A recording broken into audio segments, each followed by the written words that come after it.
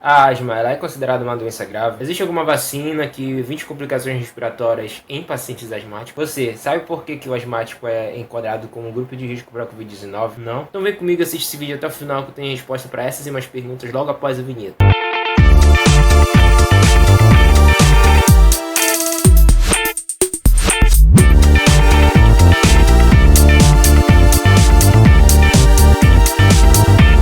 Fala galera, tudo bem com vocês? Sejam muito bem-vindos ao canal Compreensão Clínica. Eu me chamo Jonathan Henrique e no vídeo de hoje nós vamos abordar alguns aspectos relacionados à asma e à Covid-19. A asma, ela é considerada uma doença grave? A resposta é depende. Depende do quê?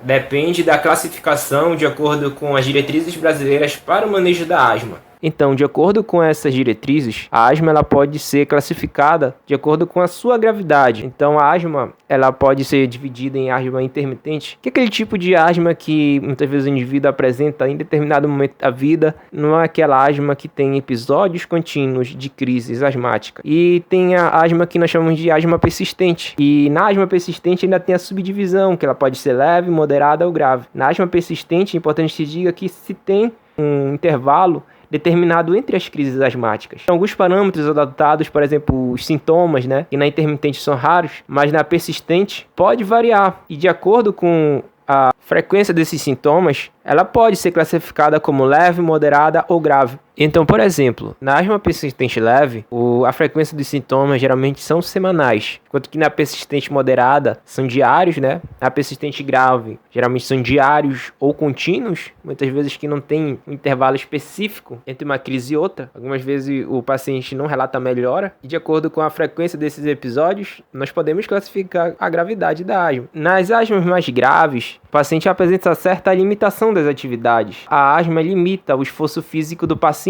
Tem um teste também que é chamado de teste de esforço expiratório, que é para diagnosticar a gravidade da asma do paciente. De acordo com os valores desse teste, o pneumologista vai classificar a asma como leve, moderada ou grave. A asma é considerada um fator de risco para a Covid-19? Primeiro nós temos que compreender que a asma ela não é classificada como um grande fator de risco para a Covid-19, apesar de ser classificada como fator de risco. Os maiores fatores de risco ainda são a hipertensão, doenças coronárias, a diabetes, que muitas vezes causa problemas circulatórios. Então essas doenças circulatórias, a literatura nos informa que podem gerar mais complicação para uma síndrome respiratória aguda. E nós temos que compreender que não é todo paciente asmático que vai desenvolver um quadro agudo de síndrome respiratória. Os pacientes mais propensos a desenvolver esse quadro respiratório seriam, no caso, os asmáticos graves, que muitas vezes são aqueles asmáticos que o tratamento não é eficaz e a asma torna-se não controlada. Então, esse grupo de pessoas são mais propensas a desenvolver esses quadros respiratórios. Então, muitas das vezes, os asmáticos leves ou então os asmáticos intermitentes não vão ter tanto problema, caso sejam diagnosticados com Covid-19, em desenvolver essa complicação da síndrome respiratória aguda. Mas como eu falei, os asmáticos não deixam de ser um fator de risco para a Covid-19. Então é muito importante que os asmáticos estejam com tratamento em dia e que a asma esteja controlada, porque isso pode limitar os efeitos da inflamação causada pelo Covid-19. E por que a asma ela é considerada um fator de risco para a Covid-19? Então, para compreender por que a asma ela é considerada um fator de risco para a Covid-19, nós temos que compreender o aspecto fisiopatológico dessa doença. Então eu vou deixar aqui no card o vídeo do canal explicando tudo sobre a asma em aspecto de conceito, o que é a asma, por que ocorre a asma, clica aí para você ter mais informações caso você tenha alguma dúvida. É um videozinho curto de 5 minutos, mas que eu explano bem sobre essas questões.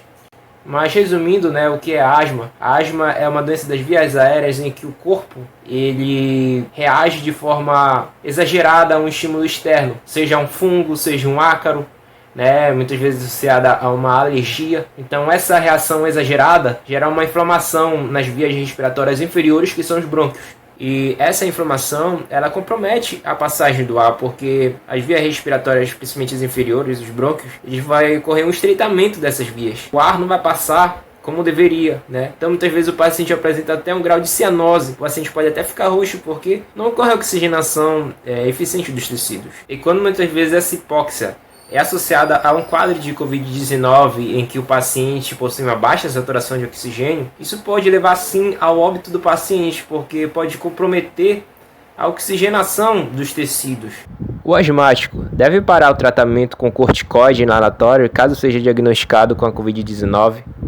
Não é aconselhado o indivíduo parar o tratamento com o corticoide inalatório. Isso porque as doses do corticoide inalatório são baixas. Então, a maioria dos médicos aconselham, o asmático não parar o tratamento caso ele seja infectado com a Covid-19. Mas é claro que isso merece uma conversa mais com o pneumologista, para seguir a orientação médica. Existem vacinas para prevenir um quadro respiratório agudo no paciente asmático? Sim, existe a vacina contra a influenza, que protege contra a gripe comum, e existe a vacina contra a pneumonia, que no caso é uma bactéria, Então o indivíduo deve procurar um aconselhamento médico para tomar esse tipo de vacina, porque evita uma resposta exagerada do organismo dele contra o agente externo, seja o vírus ou seja a bactéria. Então é isso, pessoal, se as informações foram úteis para vocês, eu gostaria que vocês se inscrevessem no canal, deixasse o like e divulgasse, compartilhasse, porque essas informações vai chegar até outras pessoas, e quando você faz isso, você estimula a produção de mais conteúdo, de mais conhecimento. Então é isso, até o próximo vídeo.